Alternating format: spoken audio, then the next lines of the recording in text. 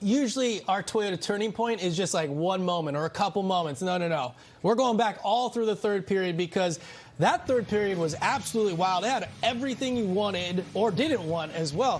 First, it starts off with the Sharks having a 2-goal lead. They go in that period where they've been very good at closing the door, but the Ducks score first. And you're wondering, man, is this going to repeat itself like in night 2 of this season?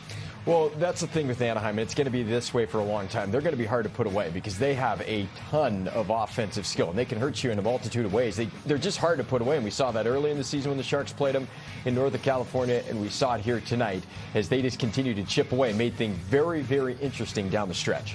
So the Sharks have had some injuries this year. None have come to number 71, but at this moment in the third, puck goes up, ramps up, and Macklin Celebrini has to leave the ice immediately, get attended to, would come back with some stitches. But it was a tense time for everybody on that bench. Yeah, without a doubt, not having 71 at your disposal is a big, big deal. We saw his absence in that third. It was certainly felt. Looked like it got him in the lip, got him in the eye, but caught some of the visor, too, which might have saved him. But a scary moment. Good to get him back late in the game and help secure the win. There were some saves by Yaroslav Askarov when the Sharks were killing a penalty to keep things within the lead there. And then Alex Wenberg, who's had a fantastic night, draws his second penalty on a very similar play.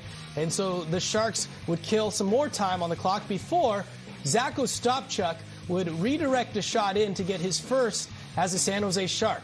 We talked about the shot totals, 13 total shots, 5 goals. When you have a night like that, when you're on your heels for a good portion of it, to win a game, you need depth scoring. And Zacho Stopchuk is the fourth-line center. First time he scored in a Shark sweater. Had a great chance late in the second period that Mrazek stoned him on right at the tail end of the frame. Gets his first on just a brilliant tip. And that goal turned out to be massive for the Sharks, not only as the game winner, but also just to give them some breathing room down the stretch. And then Troy Terry already had a goal in this game. The Ducks pulled the goalie, and they had a man advantage at this point. Good play there. Backdoor, easy one for them. Yeah, tough 6-on-5 situation. They pulled their goaltender, desperate with around 4 minutes to go down by 2. Unfortunately, that man on the back door just kind of left alone, and Terry was going to bury that every time.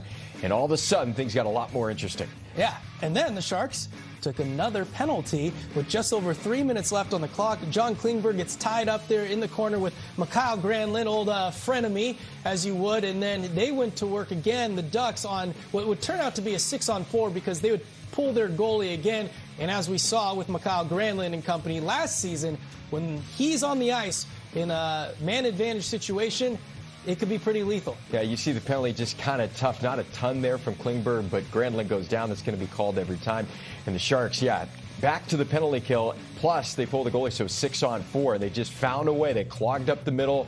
They competed for loose pucks and corners, and they got it out time and time again. Anaheim had its chances, but the Sharks, they found a way to bear down and get the job done. And this is the point. Askarov, 39 saves, so still good at stopping the puck, even though giving up 4.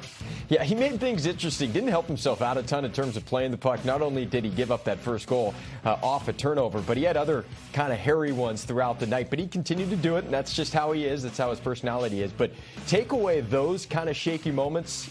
When he was focusing on stopping the puck, he was just outstanding. And you saw there who had the last block shot of the game.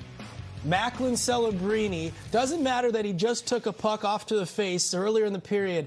He goes out there and puts his body, goes off his stick, but goes out there to block the shot in the final moments. Are we surprised? No. Not really. I mean, he just does it all, and we were waiting for him to come back. And the way it looked, it didn't seem like he was not going to be able to come back, but you were certainly holding your breath without 71 at your disposal. But he does come back. They've got him out there in the most critical time of the game. And, yeah, they put it up the wall. Iorio couldn't get it out of the zone. I thought he did a good job to get to the puck, but it's a good chance there, and Celebrini gets his stick in the shooting lane. That ends up being a massive block because essentially Anaheim ran out of time at that point.